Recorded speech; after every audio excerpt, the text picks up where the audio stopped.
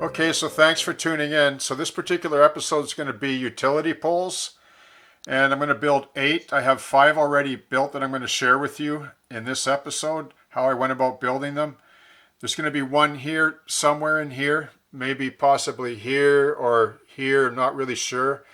And then there'll be another one, number 2, probably here. And then one by the grain elevator, that's 3. And then one for sure by the cell tower, 4. And then 5 over here in the corner, and then 6 by the yard office, and then probably number 7 here by the DQ. I'm going to build 8. It's always good to have 1 or 2 extras. I want to keep them near the background. They're going to be quite detailed, so they'll be quite prominent up against the negative space of the sky here, which is kind of the idea. I don't want to have any poles that are in the foreground. I want to be able to reach into the layout without any obstructions.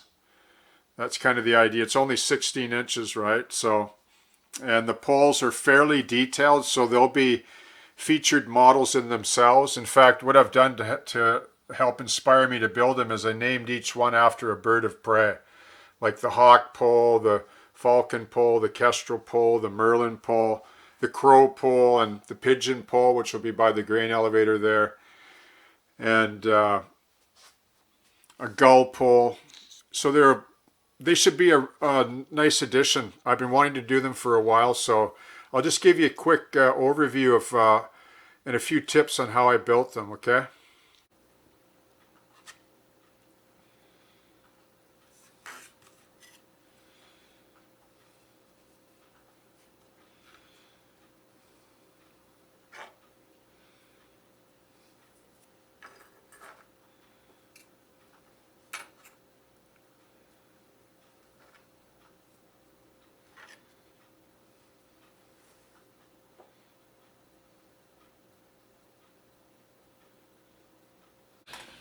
Okay, so this is a tutorial on how I build utility poles. I need 6 or 8 of them for the Glover Road Diorama. So I'm going to build them all out of plastic. I like to do it the old traditional way. In this case, I've chosen to use number 225 by Evergreen scale models, 5/32 tube. The advantages of using tube is you can wire them if you choose to do so. If you want to add a utility option to them, it's easily done with the tube.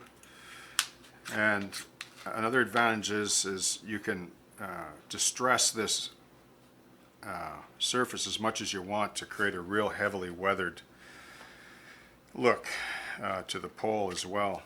In this case, I'm using just an Exacto razor saw. You can use a hacksaw as well.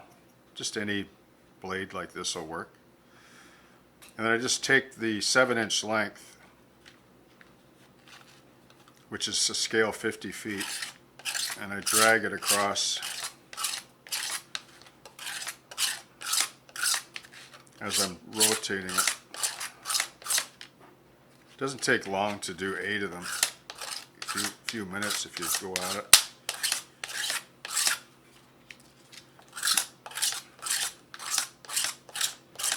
The more aggressive you are, the more distressed it'll be, obviously, and the more weathered or aged it'll look.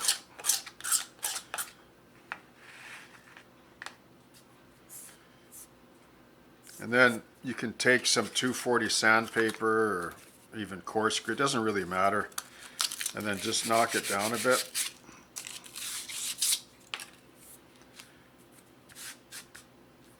And then what I usually do is I'll paint them, base coat them like a pale blue gray, light gray. It doesn't really matter. You can use a spray bomb, you can use your airbrush, or paint them by hand. And then what I do is I take, after they're painted gray, I take a wash, like a black, gray, raw umber, burnt umber, and I put a wash on them. And you'll see how the grain comes out. This is just a white background, mind you. When it's gray, it looks a lot better. put different color washes on too. And if you want to do logs, it's a good method as well. There you can see in all the random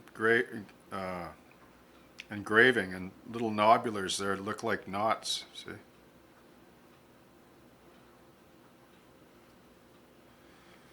So if that's done with several different colors, like I say, begin with the flat gray. Let it dry and then put a thin wash of, I would probably use raw umber or even add black to it, or even a dark gray or wash, just a thin dark color, whatever you choose. And you'll be really surprised at the results. They look really good. Okay, just like wood. Okay? Okay, so here's how you make washers or discs for like a electrical ballast on telephone poles. Take number 223 by Evergreen scale models, 3/32 tube. It's one of the smallest tube diameters that they have.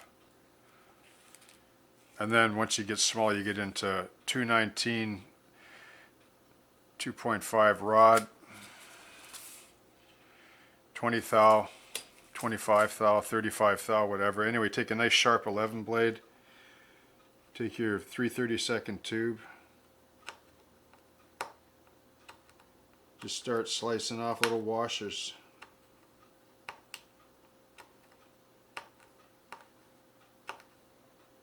If you run out a bit, just keep going, just keep adjusting straight up and down. There'll be different thicknesses, but that's okay.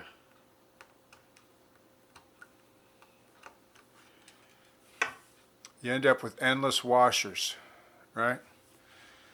And then you just string them on to 20 thou or 25 thou, or even this will go up to 35 thou at the center of this hole.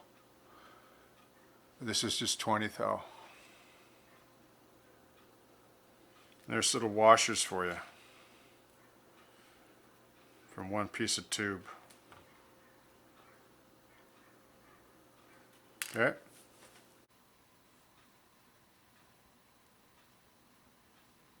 Okay, so I should also add this. See these little rivet head or bolt head patterns? There, here, on both sides. You just leave the 20 thou rod, it's drilled all the way through, run a rod all the way through, and then I left about, I don't know, about 1/8 of an inch overhang. Just nip it off and leave about 1/8 of an inch. And then you just take a Bic lighter and just get up with the flame just quick and touch it, and it'll just light and melt. And it'll just shrink down tight like a bolt head onto the beam like that. Just try it on a piece of scrap first. It's really easy to do, and it leaves a perfect little rivet head. So you can try that. You can do that with just a rod end like this here. Watch.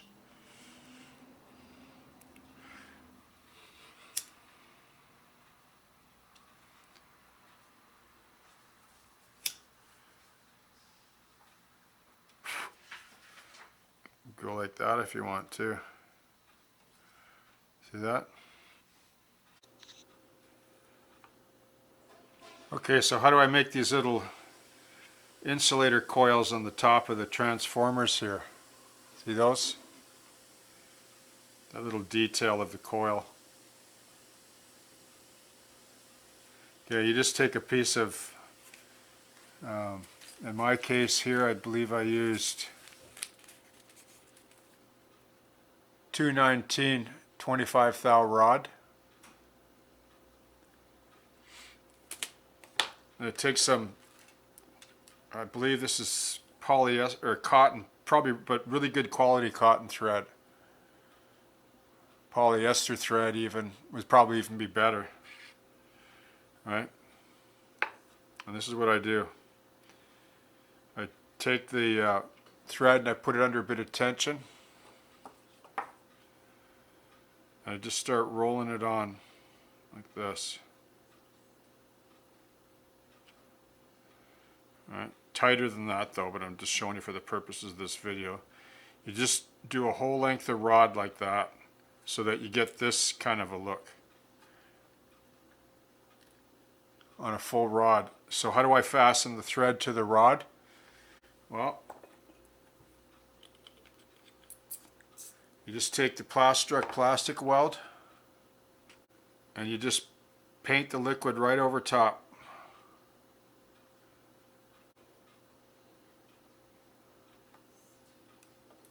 Just let it dry overnight and the thread's not coming off.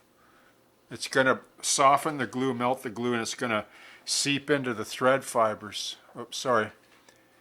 Okay, and you're going to get that coiled effect. Then you can just snip off pieces at will and it'll hold together. In fact, if you want to shave off a little bit on the end, you can just cut it and shave it off.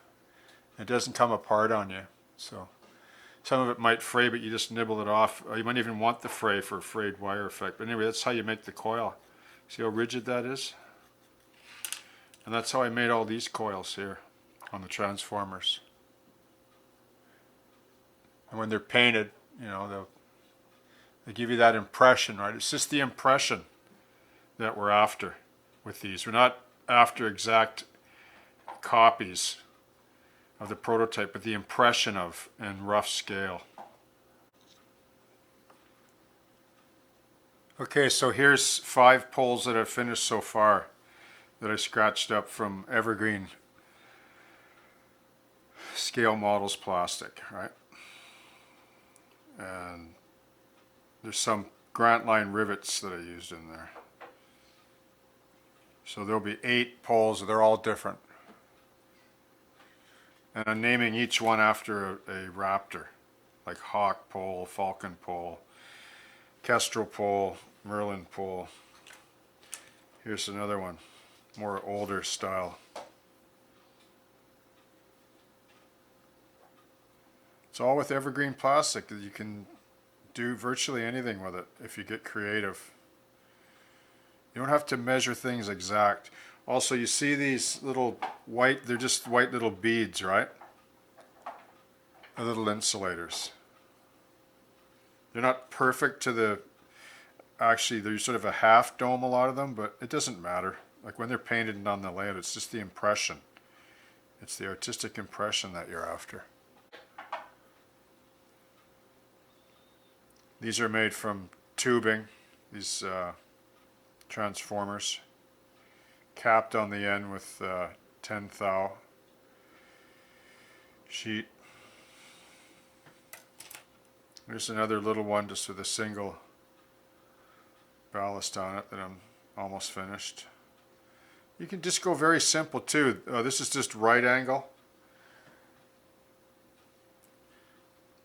When you go into the hobby shop, if they have an Evergreen model stand, it should be there. It's on a kiosk. You can just choose to your heart's content the material that you want as you build. And here's the last 2.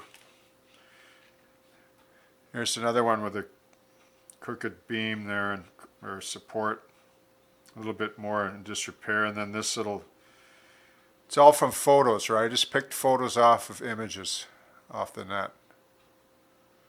You just get your basic height of your pole. These are 7 inches, 50 feet, and then 14 feet across.